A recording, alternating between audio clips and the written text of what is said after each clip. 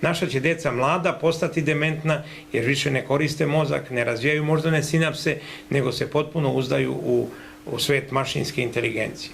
To je jedna stvar koja se tu vidi.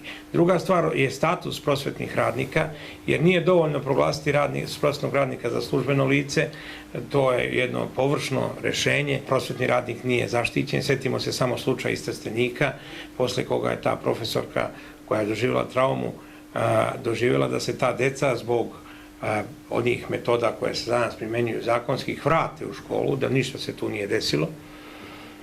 Dakle, počeo od nesigurnog statusa u samoj školi do toga da je položaj prosvetnog radnika u socijalnom smislu bedan. Druga stvar, škola više ne može da obavlja vaspitnu funkciju jer su zakoni napravljeni tako da se za svaki disciplinski prestup vodi proces po zakonu o upravnom postupku. Bilo koji učenik koji dovede advokata u školu sa svojim roditeljima može da dobije školu u skoro 99% slučajeva i ništa se ne dešava. Bez discipline škole nema.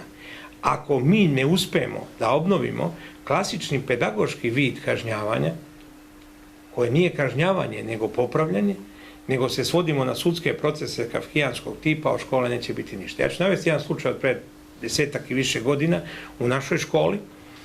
Po statutu gimnazije učenik koji dobije ukor direktora ili nastavničkog veća nije mogao da ide na ekskurziju. To je bila jedna od disciplinskih mera. Znači, to je jedinica izvladanja. Međutim, jedan roditelj se žali Ustavnom sudu i proglasili su da je ta odredba statuta kojom se učenik koji je dobio jedinicu izvladanja ne pušta na ekskurziju neustavna. I mi smo morali da poslušamo odluku Ustavnog suda.